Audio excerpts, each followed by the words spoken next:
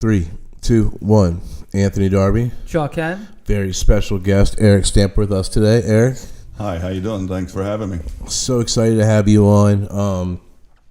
If you are a Maryland cannabis patient, involved in any Maryland cannabis patient group online, involved in any of the initiatives, then you do not need this introduction. But if you do not know, Eryck Stamper is with Veterans 22 Initiative.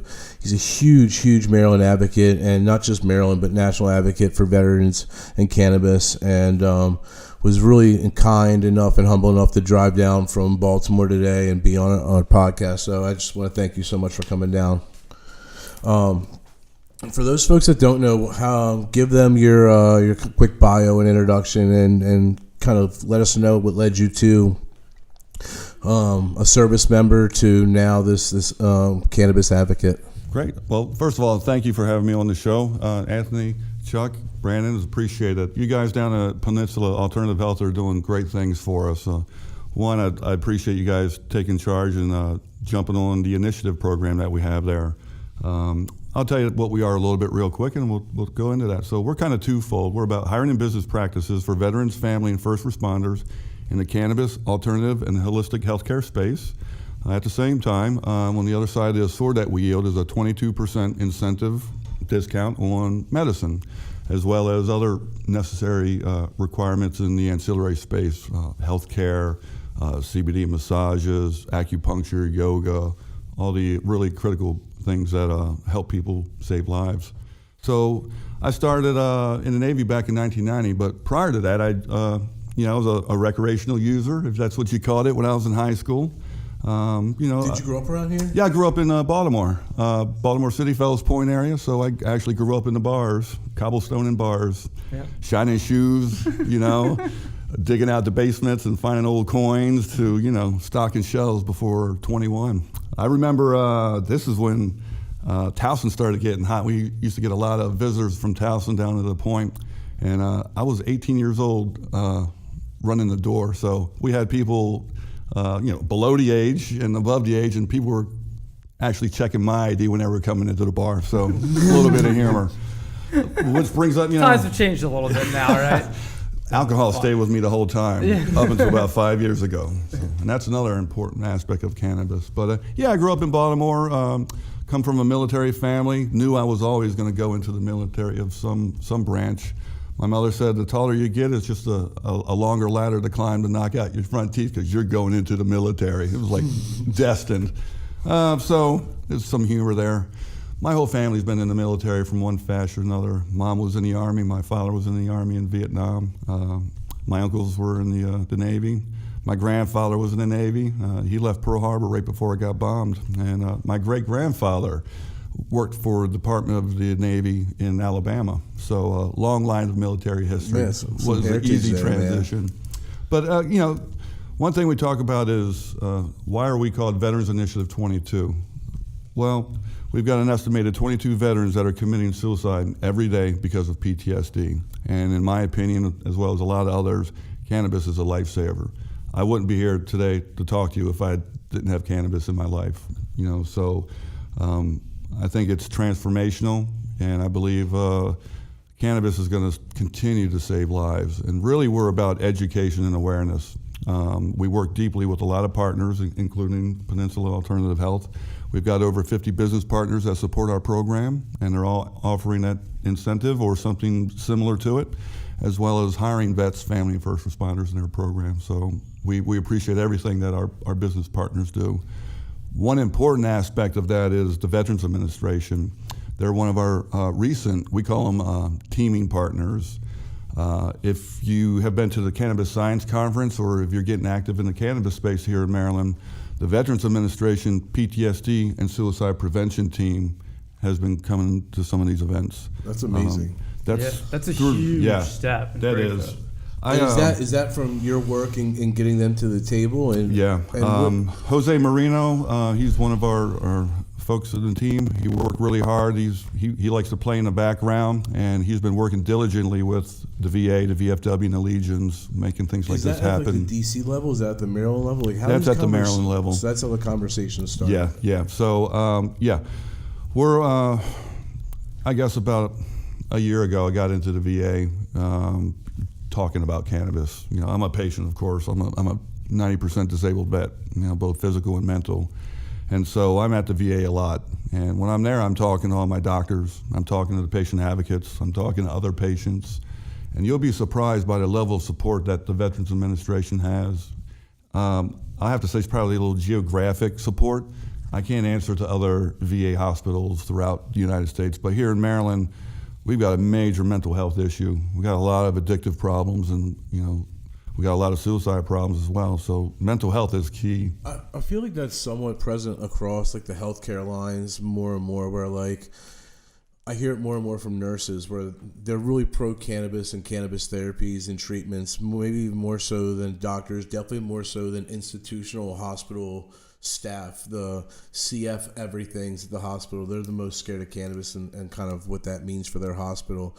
But it's interesting that you're telling me the story at the VA because, are you penalized now at the VA if you test positive for cannabis? No, there's a lot of misinformation. Yeah, please. Yeah, I think that's what people. It gets a little bit really confusing. It really does. And so basically, I'll flip to it. The VA asked us to talk to them about our cannabis usage. They started about a year and a half ago doing some statistical analysis with some of our problems, mainly with pharmaceutical issues, overprescriptions and abuse and addiction problems. So the VA has gone through this major transformation in the way they do healthcare. And they just approved the Mission Act, which allows us to see doctors out in town now. So we're going through some major changes. In that process, we have to understand cannabis is still Schedule 1. With that said, technically the VA, a federal agency, cannot really discuss it. So in states that have medical cannabis programs, we can actively go to the VA and talk to them about our usage. They can't prescribe. We know that's a federal term. They can't recommend. So they're kind of hands off, but they can talk and they can listen. Are they knowledgeable? Through my experience, are you there? I don't have the effort, the time to sit down in front of groups of VA staffers. These are some of the things that we work on. Veterans like yourself, I guess they're probably learning because more and more folks like yourself are proclaiming that they are using medical cannabis and are telling them that I'm no longer needing this, I'm no longer needing that. And I guess they're probably getting at least more familiar with it. Yeah, well, so that brings up the concern. People might take this the wrong way, but it's the fact of life. When we have addiction problems, what are we looking for? We're looking for our drugs, right? So when we're addicted to opiates or all these other drugs that we get addicted to that were prescribed, and doctors at the VA know that cannabis can help. Not all of them know it. Some of them are against it. So they're talking to their patients and they're like, oh, so you're using cannabis for pain relief. Well, maybe we should start dropping some of your opiate usage. And if you're already an addict, that's a no-go. So I think some of these little misunderstandings have to do with patients themselves who don't want to release other forms of medication. And so that creates a problem. And then people hear that, oh, the VA, they're pulling me from my meds. Well, damn, aren't they supposed to? If you're trying to use cannabis to save your life or do some transitional things in your health care. It's supposed to be substituting, correct? Thank you. Right. So I think there's a little bit of problem with that. Yeah, that's kind of the belief there. So, is it my understanding then that there's not a lot of severe consequences for you being enrolled in the Maryland Cannabis Program and receiving your rights from the VA? None at all. The VA has policy in black and white, and they reiterate the policy every 6 months or so as new bills come along. But they can talk to us about it. They want to hear about our usage. They want to, start. They want to learn about it. Does the Mission Act change that? If you're able to go see another provider, and that provider happens to be a cannabis recommender, is that something that could legitimately happen, or would they not fund that? Right now, there is no funding set. Thank you. Yeah, there's no funding set aside for the VA to make recommendations. They're basically referring them out in town. We've got some people in the VA that know what we're up to and to support our program and make just the verbal referrals. With that said, it costs between $150 to $300 to see a doctor in Maryland. With our program, we've got about 4 doctors that support our efforts with free or $22 medical evaluation. So for all the veterans out there, please keep that in mind. share that information. You don't have to spend your money. And the VA is not going to give you any money for your medicine or your doctor. So right, and there's also initiatives out there to help with the MMCC sign-up process. I know that dispensaries like us, you can just simply reach out to us, and we'll come in and we'll actually walk you through registering with the MMCC, get your picture taken, the whole 9 yards. That seems to be a hurdle for some of the older patients of all kind of walks and likes. Sure is. So, although it's great that you're not being persecuted by the VA, there's certainly a lot of upside that we could be taking on, a lot more progress we could be making in terms of even getting doctors to be able to write recommendations and if nothing else, getting doctors more familiar with the idea of, hey, cannabis can actually be used as a first line of therapy instead of opioids, instead of the last line of therapy once they're already addicted to opioids. Sure. How do we help impact that measure as civilians to help you guys? Well, that's the easy part. That's writing your congressman. That's lobbying. That's protesting. We've seen you down in Annapolis. That's how we make change. We got to keep our press. We got to keep the full press on with our legislators, the ones who are actually making the policies for us. So, learn how a bill becomes a law. Is there any low-hanging fruit? Like when you look at like progress to be made, is there anything? So we look at like what we'd like to see happen, and then we immediately say that's not what we can do. We have to see like what's possible. What's possible? What's the reality? The reality of it all is CSA Schedule 1. That's the reality. Once the feds diminish Schedule 1 of cannabis, where they talk about it has no medical benefit like LSD and all these other things that might have medical benefits. Yeah. Wait, didn't FDA just approve LSD and MMDA and all these other mushrooms for psilocybin, PTSD? Mushroom therapy. Mushrooms. It's great. Healthcare is going. Yeah, it's going to look a lot different in 5 to 10 years than it even does today. That damn devil's lettuce. Yeah. Honestly, I can tell you a very common theme from the vets in our dispensary that I talked to. One, I've gotten really close to one veteran, and he definitely has PTSD. He doesn't leave his house very often. Our dispensary is one of the few places that he'll actually hop in the car, get and drive, and come into. And he runs through this laundry list of prescriptions that they would throw him on, and he'd have an episode of just like what I would call an emotional breakdown. And it would all of a sudden throw 2 more pills at him because he had one episode, and now those 2 pills either dumped him down where he felt empty. It's just the roller coaster that he went on was a pharmacological nightmare. Yep. And he uses a significant amount of cannabis compared to the average patient. Yeah. But the quality of life that he has now, this gentleman is so kind that we would show up and he would be out cleaning our hedges, trimming our hedges, just because he's got time on his hands. He's disabled.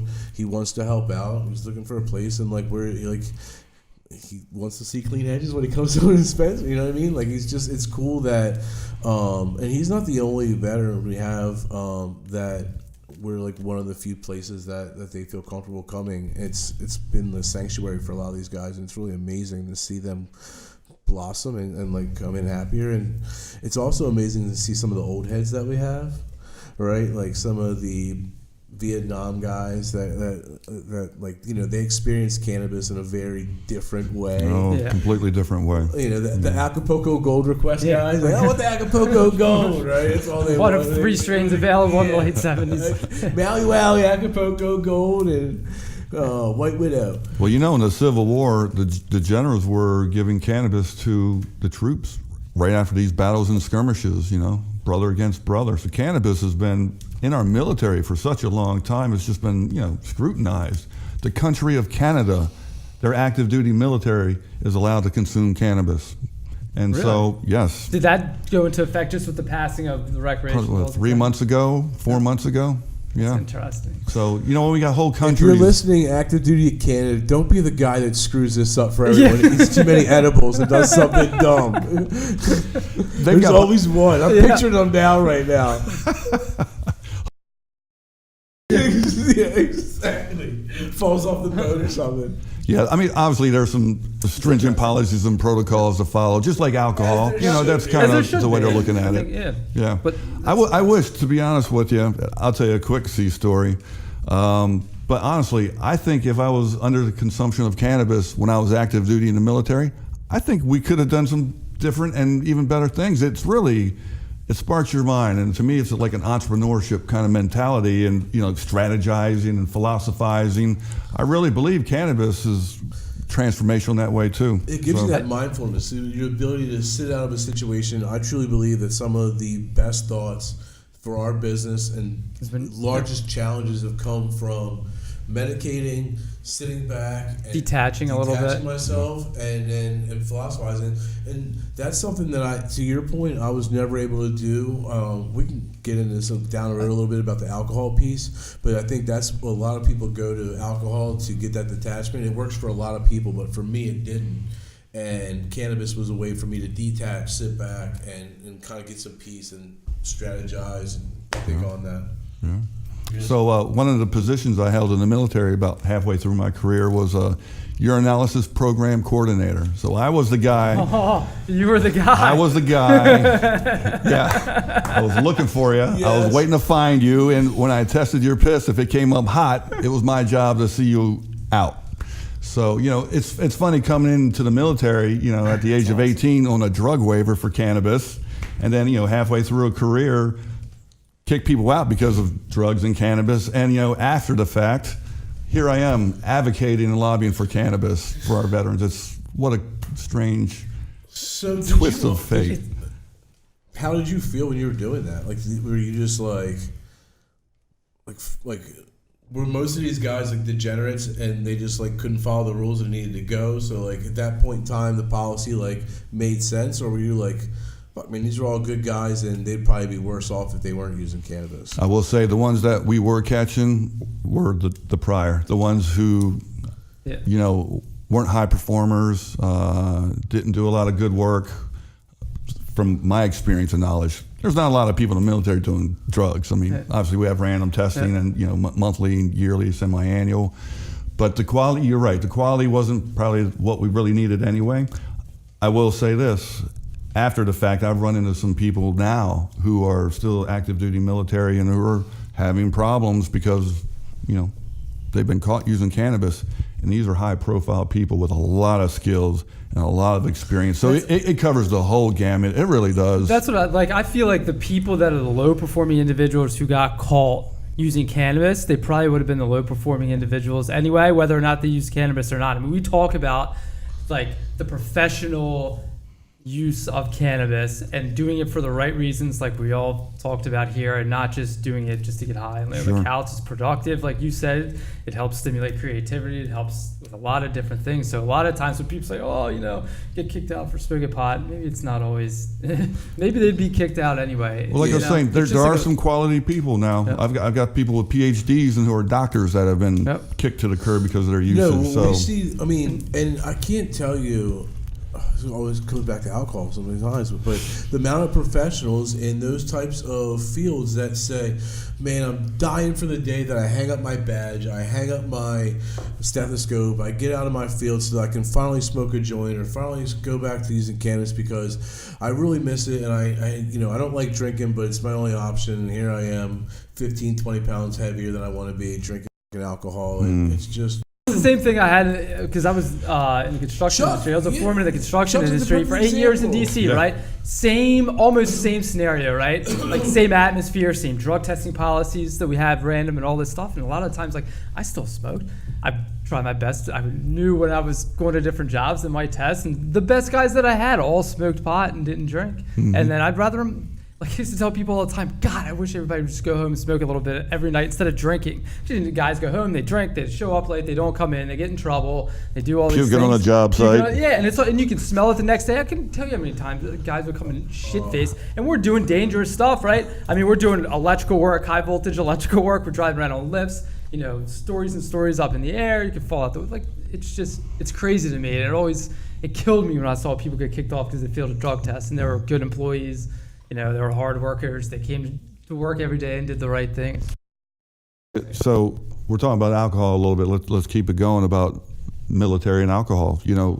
That is our choice. We could use no drugs at all or get prescribed drugs to use. And believe it or not, there's a lot of us who get prescribed drugs just so we can get a little bit of relief from everyday life. You know what I'm saying? That's just the way it is. So I don't know where I was going with this, but you were on a tirade and I was going to jump on board, but I'll pass and defer. Well, we were talking about alcohol and military use, Thank and you. I think what you're probably saying is that these military officers and that are enrolled, they're constantly pushed towards alcohol as their only alternative for daily relief because cannabis isn't an option. And if you don't want to use alcohol in front of your peers, then likely you're going to be prescribed a pharmaceutical like a Xanax or something like that. So it's not like these folks aren't medicating daily; they're just medicating with alcohol or prescription That's drugs. exactly how I did it. No, that's exactly how I did it. I'm a recovering alcoholic. I drank my whole life. I told you I grew up in Baltimore, Fells Point, in the bars, and so I ended my life, drinking life on Gentleman Jack. You know what I mean? I drank my whole career. I drank families away. I drank relationships away. I drank my job away. There was a lot of damage that alcohol has done to me. And here I am now trying to still save myself from a lot of that former damage. And I still struggle and suffer, with relationships, with people, with opportunities. But the point is, cannabis has allowed me to overcome all of that. And at my darkest hour, my plateau, I had a top secret SCI clearance. I was locked away behind vaults and doors where nobody could find me. And inside those vaults and doors, I had safes and locks, more and more. And inside those safes, I had cryptographic material and I had my bottles of alcohol. I would go to work 18 hours and lock myself away and drink and work. And that's how I lived my life. And so here we are now. Yeah, that's not an uncommon story for super high performing individuals that just used alcohol in a different way that they medicated. And like my whole argument with cannabis is, to your point, you said you still have daily struggles. Like we all do. I don't use cannabis and all of a sudden like all my issues go away. And like it's just an easier way for me to face my issues in a more strategic and creative way. Mm-hmm. And for me, it's a way to better to daily medicate than anything else that I've ever been accustomed to. So alcohol, although it was great in certain times of my life, the older I got, the harder it was to attacks on my body. It just got to a point where we opened a dispensary and I had 160 SKU items of things to utilize to relax on a daily basis and medicate. But I haven't had a drink since we opened our dispensary, and my life, my personal life, has been better. None of my other partners have taken the same road. They still use alcohol, and it still is a great, good way for them, recreational. A lot of my friends do. We throw parties. We still have people drink. I think I look at all these things as substances, and it's used in the right way. Whether it's mushrooms, LSD, there's more and more stuff coming out about LSD and alcohol. And if that's true, and these studies prove that, then if you believe in substitution therapy, and you believe in Suboxone, you want to push Narcan and all these different types of things, and I just think you got to look at all the different substances and all their different values in different ways. I don't necessarily know there's anything that doesn't have any value at all. Even opiates. I mean, we mother have opiates all day long. There's people that are at home right now listening saying, without an opiate, my pain level would be a 10. There's nothing else that helps me other than this. They're few and far between. Let me jump on that. So we got to understand, cannabis isn't the final solution. It is just one tool in our box to help with these problems. So, you think just because you're taking cannabis, it's going to resolve all your problems and issues. No.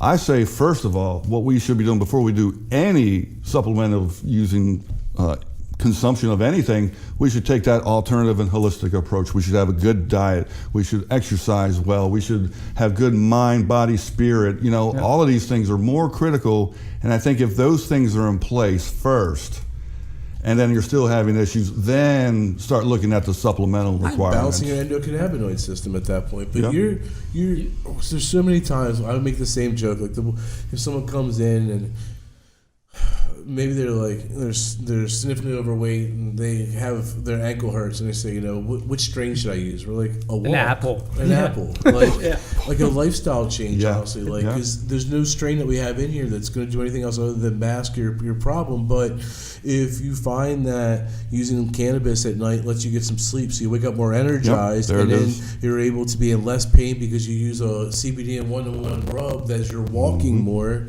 and you're changing your diet, then yeah. But I more so now than ever believe that diet, like the whole gut-brain connection, it's you can't convince me that it's not there. Like, Yeah, and I think, and a lot like you were saying, Darbs, I know firsthand, somebody that I know just uses CBD, and when she uses CBD, it enables her to be able to exercise, but without it, everything's tired and achy in the joints. She has a lot of arthritis and all kinds of stuff. But by using the cannabis, she's able to exercise, right? Which gets back to treating this whole wellness spectrum that I kind of think you were alluding to, where you change your diet a little bit, use the cannabis to help you do some of these things. Exercise. Like I wrote a blog one time, about how you can incorporate a small amount of cannabis into a running routine to get more creative out of it, right? Like there's a lot of these interesting, cool wellness things that you can do. You don't just have to sit there on the couch and take bong hits and watch TV. That's like not the way to do it. Right? I love how these conversations start like multiple other conversations. So when I first got into the industry a little bit, I was working with Greenway Consults, trying to attract patients to the doctors. That was a lot of work and effort. And so in that, every patient I was able to acquire, I ran 4.20 miles for them in the park. And so I remember watching that on what do you Facebook. And it was like taking that whole mind, body, spirit concept. He had on the cool socks. He'd be out posting in front of all the Washington monuments. I remember that. Like, you have had a really good. You were so active in the community. It amazes me. That's why I was so excited to have you on. And before we get too far into this, we'll definitely let you go through what you're active in right now. But between hemp and cannabis, you do so much, and it's so exciting to follow you on Facebook and see you doing all these things, including when you were running 4.2 miles for every patient. I was like, man, this guy runs a lot. That's awesome. The best one I did, I had a whole family, and I did a marathon at one time. I just kept running. So the bitch about all that is 4.20 is hard to get exact when you're running through the woods. So sometimes there's like 4.1, 4.3. I'm like, shit, I can't count that. It's not 4.2. And so I wouldn't count it. So I had to be you had to be dead on to the 10th, right? Nice. That's awesome. So I would like to be able to see more folks looking at cannabis as an alternative to just utilizing alcohol for a daily driver or prescriptions. I think there's I always break our patient population into, and this is not statistically accurate, this is Anthony Darby's anecdotal breakdown. But I think that there are 20% of our patients that truthfully it's overly life affecting. Without their medicine, they have seizures, they could literally die. And then there's about 20% of our patients that are probably overdoing it.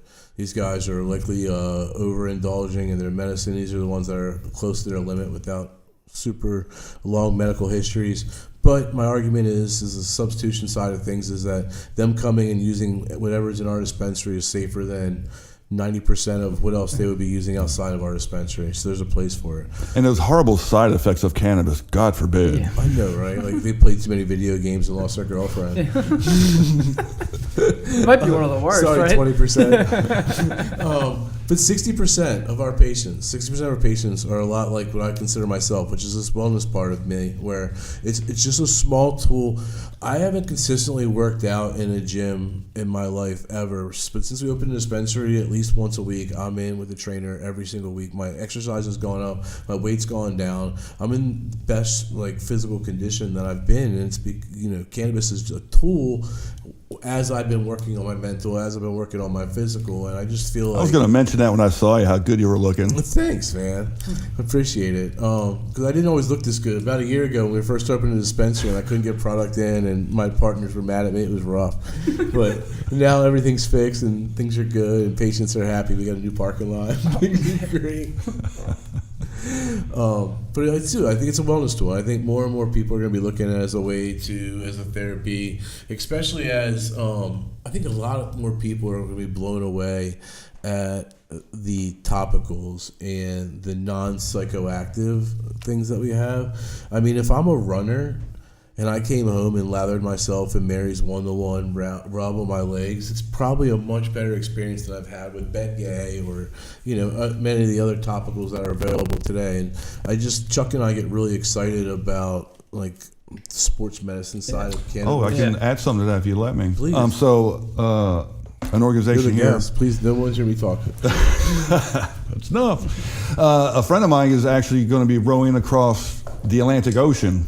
And then part of that program is, this is all news to me, they do something called ibuprofen mass loading because they're rowing in shifts, for weeks on end. I mean, literally hour upon hour. And so their body is physically just exhausted. So what they do is they all mass load ibuprofen. And I think that is damn unhealthy if you ask me. Your kidneys and your liver can't love that. Yeah. And I thought, wow, all right. And so when we were talking, he's like, we had a meeting at our board and we're like looking at using CBD as a replacement instead of ibuprofen. I'm like, now we're on to something. Yeah. And so, coming from the Navy, I would love to see a CBD banner coming from, some of their oars or the side of their boat as they're crossing the Atlantic using CBD. On it. I need a phone number ASAP. I'll give them all the CBD. We need a good sponsor. So is this a Navy rowing team that's doing this? No, some are active duty, some are feds, and see, that was a big part of their concern. They're afraid that they're going to test positive for CBD, and so I had that long discussion about testing, policies, procedures, and the black and white of it. I guess if you're going to mass load it, though, that might be the only time there might be a concern, right? If all of a sudden they're drinking like 20,000 grams of full spectrum. Well, maybe with the CBD, they wouldn't necessarily have to mass load it, right? Maybe it's a different, but who knows? Space limitations. So I'm thinking concentrates and think about their modalities. They're sweating the whole time, so creams aren't going to work for them. Just give them a little CBD distillate in a syringe, put it with their that's tongue. what I'm thinking. A little, almost RSO style. Mm-hmm. There's a lot of opportunities out there in the sporting world for medicine. Was it the NFL is about to make some approvals? There's a lot of PTS, NHL. CTE. A lot of concussion and traumatic brain injury research coming about how marijuana and cannabis are not going to kill your brain cells, but they might be a neuroprotectant and actually help sustain your brain cells. And you're getting more and more about cannabis eating up plaque in Alzheimer's patients. I mean, the research is super critical with our geriatric community as well.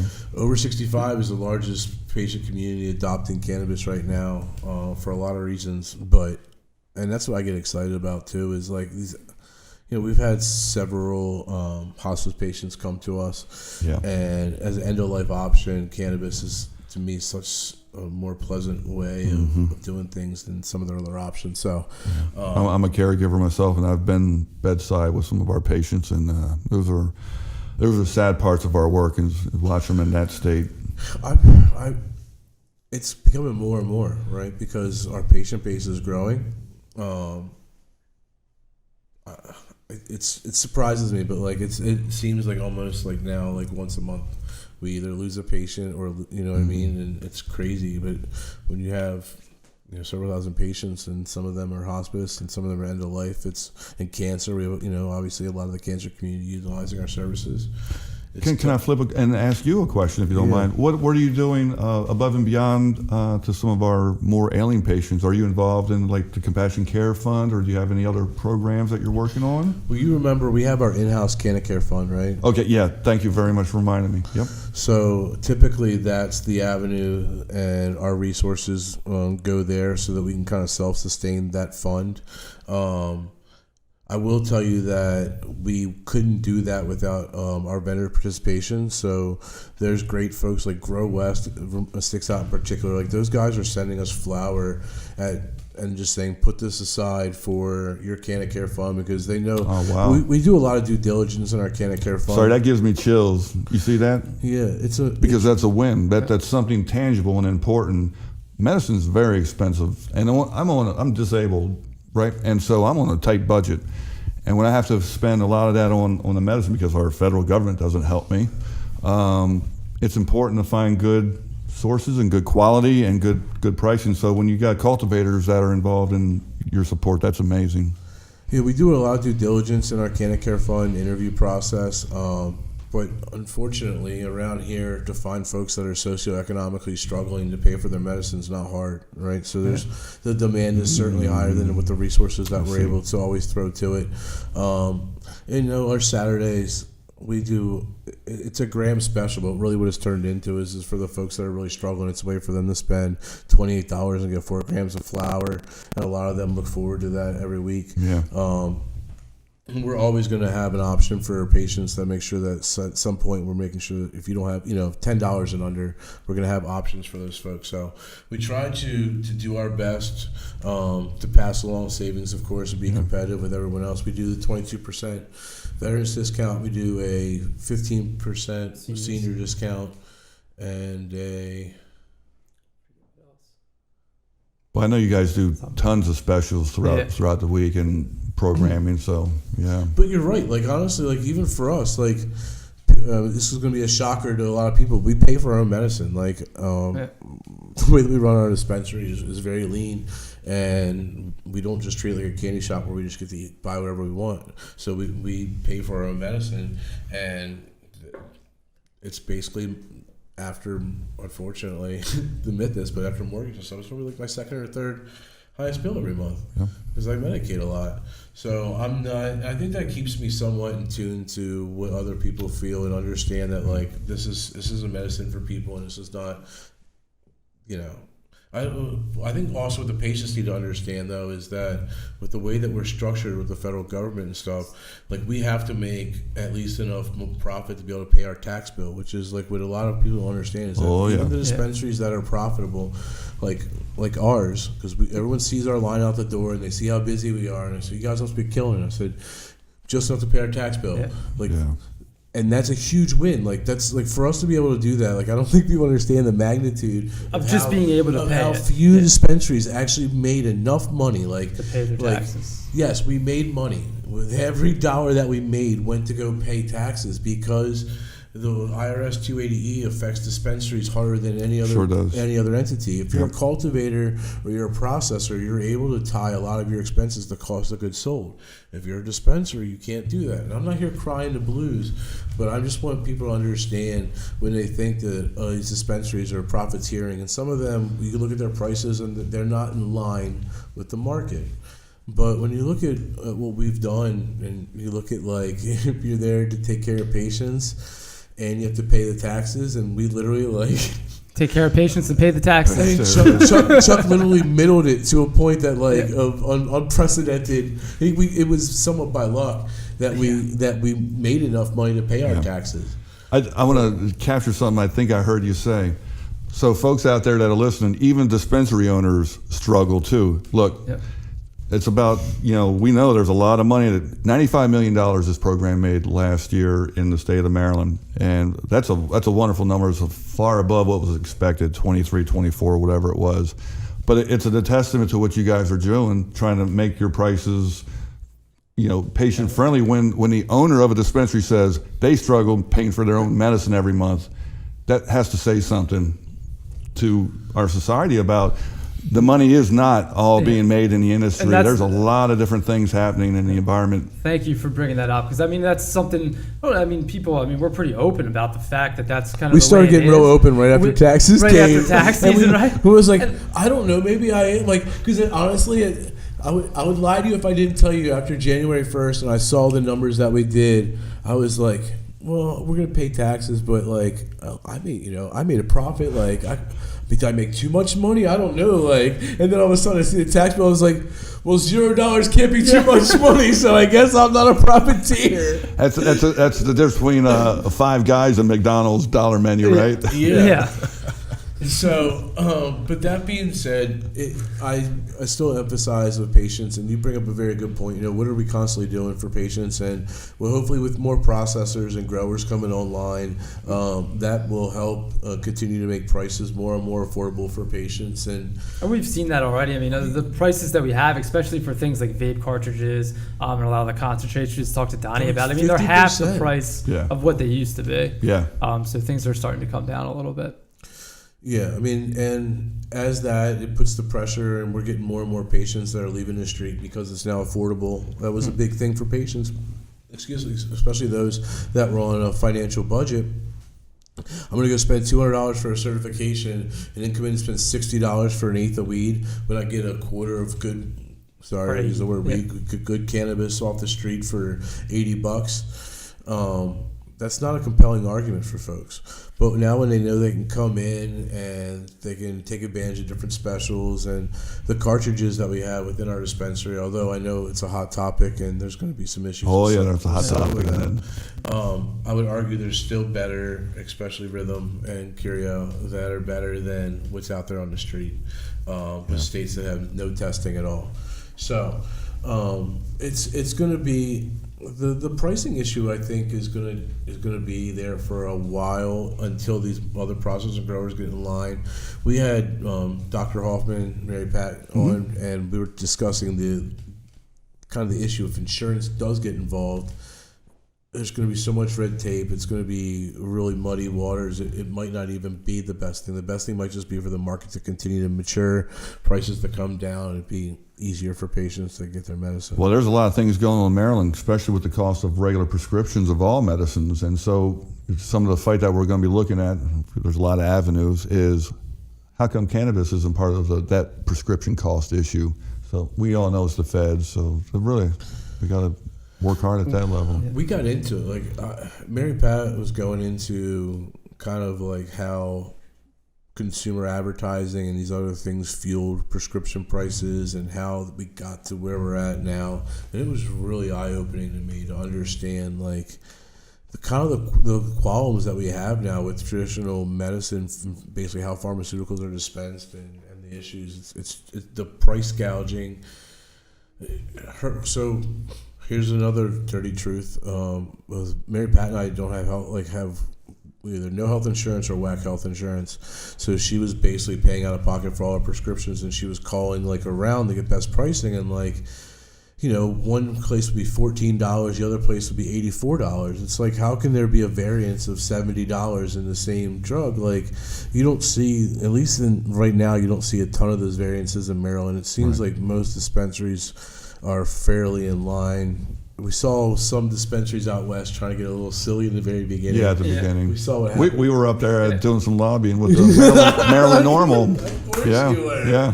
I mean, charging $90 for an eighth or $80 for an eighth, whatever he was trying to get. Is that what it was? It was bad because he was everything was I think it was the only show in town I at think that it was time. $20 a gram all the way up is how he was doing it. It was, what was it?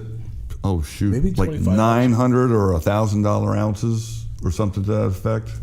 That's what the numbers came out to. Yeah, the first month or two, whatever it was. Yeah. Gotcha. Anyway, we saw what happened to them. Mm-hmm. Right? Yeah. The market stood up pretty quick. And that's the one thing about the industry. And I think not just in Maryland, just the cannabis industry in general, right? People are super opinionated about it, and they have no problem kind of weeding out some. I mean, we've seen some of the bad actors get weeded out. Indeed. And it's funny, technology has allowed all this to happen. Oh, yeah. You wouldn't have known any of this stuff, 15 years ago. Now, for you to social media has allowed us to bring a lot of information out. Yeah, it would have taken you so long to get the message out on any of these initiatives. You wouldn't even have known. Yeah. You wouldn't even known.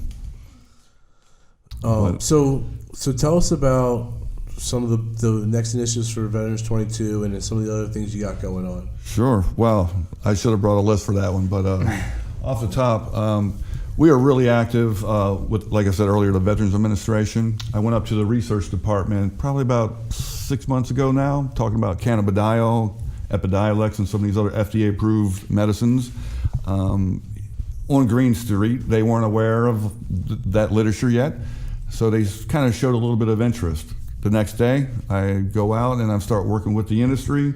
Right now, we've got a team together called the People's Research Project, and we meet monthly, and we're looking into suppositories support for male prostate health. And once we've cleared some of that work, we'll migrate into endometriosis for some female issues. We're working directly with the VA. We're trying to set the parameters and see about the suppository, CBD suppositories. That's how we're going to try to work that angle. Some other things that we're doing, we're working with the Maryland Cannabis Q&A magazine. If you guys haven't seen it, it's one of Maryland's original magazines. There are a few magazines here now, and really this, in my opinion, is like the medical magazine. So we're supporting efforts and causes with that. It's a really excellent magazine. If you guys haven't had a chance to check that out, you see some of the other magazines had more of a recreational kind of touch and feel to them. The Maryland Cannabis Question and Answer magazine has always kind of kept it medically focused, and is definitely a great read. Yeah, so I'm actually doing a little bit of work for them, and any money I make will go right back to our nonprofit. So that's one of the avenues that we're doing. We were finally able to get a little sponsorship program from a CBD store. I won't talk much about that, but it's good to finally be able to be in that kind of world. Right now, all we've been doing is community outreach. We do about 3 to 5 events a month, kind of like pop-up events at dispensaries.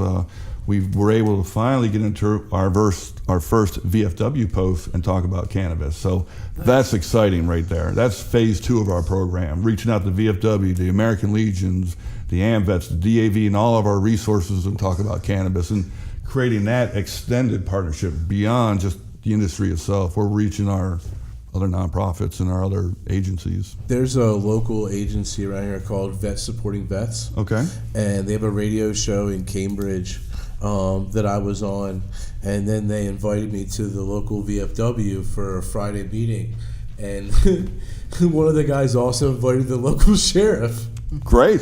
Because I guess there was a fear that I was just gonna I don't know what they were concerned about, but it's the Wild West out here. We both pull up at the same time, and I look at him, and he looked young, and I was like, "Thank you for your service. You're a little young to be here." He goes, "I'm here because of you." And I was like, should we do this out front or inside behind? Yeah, man. I thought this was a friendly event, and it was in Hurlock, Maryland, at the VFW, and it was.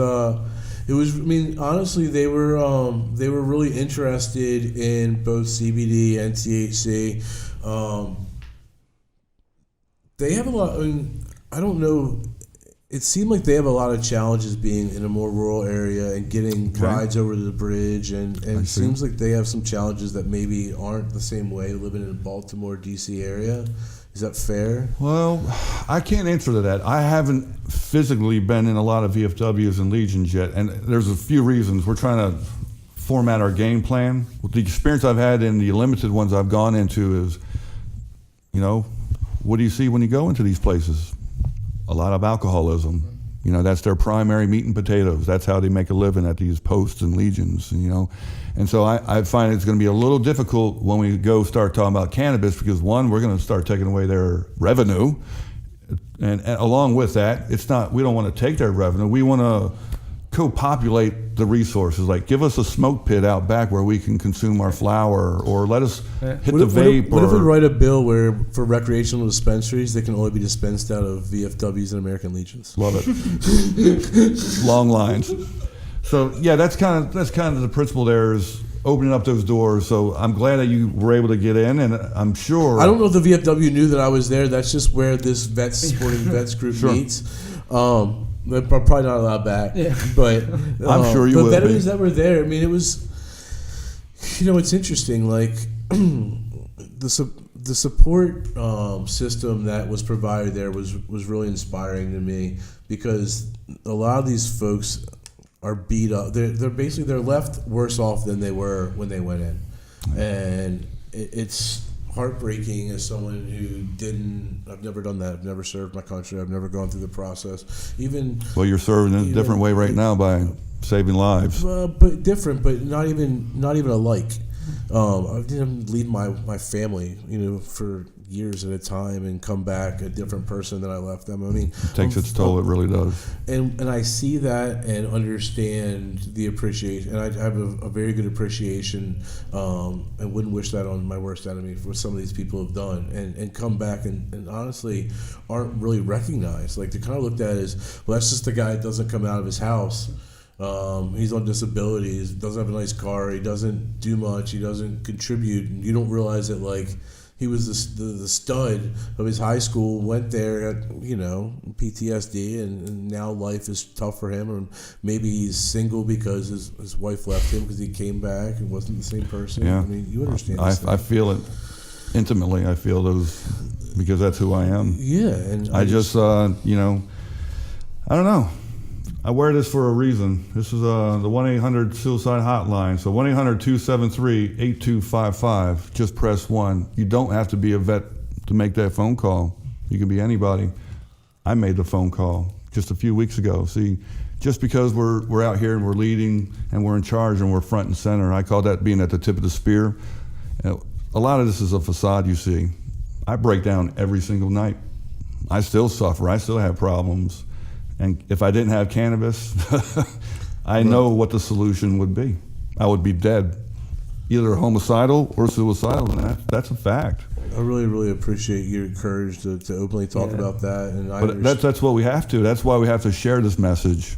That's the importance. This is a battle out there for us to have choices to consume the medicine that we know is going to save our lives and not being forced into something that we know could be problematic for us. So what can we do so that more veterans don't feel forced to go to alcohol? We talk about the VA and the VA, put them aside. What about the guy who maybe now knows there's a dispensary in his town and it's just is miserable and is just looking for any bit of hope, and maybe cannabis can be that light, or even just talking to a veteran that could educate him about cannabis. It doesn't, like, I looked at that VFW, this is a point you brought up, and I see these guys. This was a breakfast meeting, so nobody was drinking, but we're all huddled around the bar. And I can't imagine that it's not too much longer before someone starts popping those bottles and handing out Bud Heavies and alike. It doesn't seem like for the veteran who's getting therapy from cannabis that there's as many support groups, there's as many places where he can go and say, here's a guy I can go smoke a joint with and sit around and just talk about how last night I wanted to put a gun in my head because I was so fucking miserable. And he says, you know what, man, I've been there. That was me 2 weeks ago. And now we're smoking and we're having this conversation and we're not drinking and actually loading a gun and putting it to our heads. Like, how do we facilitate this connection of veterans that use cannabis and have mental health issues that can be supportive of other veterans that use cannabis that have mental health issues? Can I briefly touch a little bit about some of our statistics with mental health, and then I'll go right into it. Please. So currently, there's an estimated 22 suicides a day because of PTSD. And so I call this the good, bad, and ugly. The good news is, according to the VA statistics, those numbers have dropped a little bit. They're estimating about 20 a day. And so that's good. The bad part of that is, out of those 20 that are committing suicide, only 4 are seeking mental health. 16 brothers and sisters off themselves every day and have not even talked to a doctor about some of their issues. So first of all, we got to break the stigma about mental health. When we found these numbers out about 6 months ago, that changed our whole course of action. It wasn't just about cannabis anymore. It was about the alternative and holistic, and more importantly, getting into mental health treatment, right? And that's the key. I've had extensive time at the VA in Building 22 at Perry Point, which is the world's largest mental health facility right here in Maryland. I've spent some time down at Green Street at their mental health facilities up on the 6th floor. I've gone to therapy, I've gone to treatments, and really the point is cannabis is going to start making some real changes, and we have to know that. We have to keep fighting and pushing. So what I say to our brothers and sisters who have issues, it's really easy. We love acronyms. All we have to do is act. Ask, care, and treat. 3 simple words that are going to help save lives. Nobody's ever committed suicide by asking, are you going to commit suicide? How are you doing? Do you need help? Let's get you treatment. Nobody's going to commit suicide if you do that to them.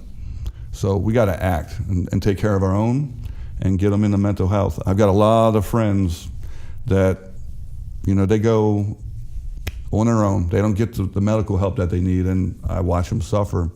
I watch them suffer through addiction problems. I watch them suffer through family problems. And we call this teamwork and camaraderie. And that's what I think the cannabis space collectively has given us. Yeah. in my eyes there is, but in my eyes there's no competition here between you and the dispensary down the road. You're right. No, we're right? on the same Because team. We're on the Patient. same That's team. right. Yeah. And Team so patient. in a veteran community, we have the same philosophy. I could go across this country and not stay in a hotel. I could go with a brother or a sister and make things happen. And that's what the cannabis community additionally allows. So when you couple our veteran community where we take care of each other, you know, we reach out, we talk to each other. They talk about just like speech therapy or communication therapy, where we just get in small groups together and talk about our issues. You know, I'm a vet, 23 years in the Navy. My father won't even talk to me about his experiences in Vietnam. I see him mentally torn up, and I see him now. He's got problems. He won't even talk about it. I think if we can get more people to talking about some of these problems amongst ourselves and helping each other out and get them into mental health, and that's where we're going to make changes. I think every day I hear this. Like every day I'm hearing, which is great, and it needs to happen, but we need to end the stigma. We just supported a 5K in Salisbury called Erase the Stigma, which was a mental health initiative. And we, my dad was an amazing dude, but not overly emotional in terms of talking about anything that was traumatic, right? Anyway, and the idea is that, like, I'm mindful that doesn't fly anymore. Like, that's not how you are mentally healthy, is you bottle in these totally dramatic things. Like, it's way harder necessarily to act on it and to talk about them, but, like, especially when they get to that point, like when they get to the point where you are feeling like ending your life, at that point, that's not something that your diet's going to fix, cannabis is going to fix. You're going to need to go through some therapy. You're going to need to speak to someone. You're going to need to enter a growth mindset where you're going to go in and say, okay, I can't be in this mental state. Someone's going to walk me through some exercises, and I'm going to basically make my brain stronger to be able to get out of this place. And that's what I believe is missing in a lot of how we medicate trauma and stress. And as someone who's constantly stressed, I feel like I'm a little like guinea pig and stuff. And I've been offered a lot of different, before cannabis was legal, I think about the different options that doctors gave me, and like none of them were really that great of options, to be honest with you. The scary part about that is, for example, myself, I'm like OCD. So addiction is easy for me. It's easy for my family. If you look at my genetic tree, I'm sure that's I'm about to do some of that just to try to get a little bit more personal understanding of who I am physically, chemically, and, DNA, and see if there's any precursors. But addiction's rampant in my family. And no wonder I just became an alcoholic like that. I do have to be careful with cannabis too, because just like everything, you can overindulge. You can overindulge. I personally think I smoke more than I should. Good thing is, there's no horrible side effects, I'm constantly updating my regimen and changing with THC and entering in CBD. And always looking for the proper strains, the right terpene profiles. Yeah, because I want to eventually, like you, I would like to get to a point where I get to this minimal effective dosage where I say, okay, this is the optimal part, and I'm not like using too much. But the other part of it is, when I overindulged in alcohol, I couldn't wake up for 5 extra hours because I was throwing up and pissing in my son's corner while he's sleeping because I thought I was in the bathroom. It wasn't my son's corner. I think it was Chuck's room in college. But yeah, I've been there. I was face down on the dog bed. Yeah. I woke up in a ditch one time on the side of the road, wondering how I got there. And it's crazy because all three of us can ramble off these stories about alcohol, and laugh about them, but ramble them off in no time. And how dumb you were when you did. My blackout driving. I'm serious. I laugh about it now because I cannot believe I haven't killed somebody or myself. I belong in jail for some of the shit I did on alcohol. Really? And you're not alone. I do too. I'm sure everybody, most of the people that are listening to this probably do, right? At some point in time. Most of my regrettable actions in life have been attached to alcohol. That's a true story. But it's crazy that society, another time, alcohol versus cannabis and society's take on it. But I think it's changing, and I think cracking into communities like veterans, cracking into patient populations, like the older population. It's not, cannabis is used at an all-time high between 18 and 22-year-olds.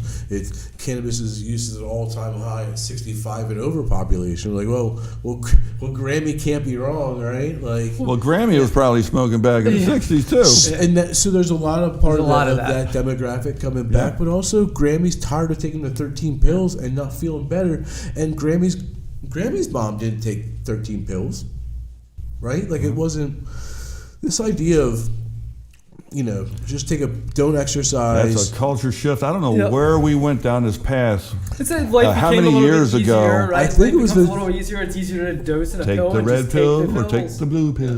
Mary Pat talks about direct-to-consumer advertising, and you think about your doctor says you got high blood pressure, and you got to hit the treadmill 5 days a week for an hour, and all of a sudden Crestor comes on, and some guy at a golf course going, "Hey, you want to just take this pill and lower your blood pressure?" You're like, "Fuck, I want to go to golf course." You don't need a treadmill. Yeah. You both brought up earlier about the fitness side. I remember, I was taking like 8 or 9 different pills, and then I migrated to cannabis. When I retired from the military, I was 240 pounds.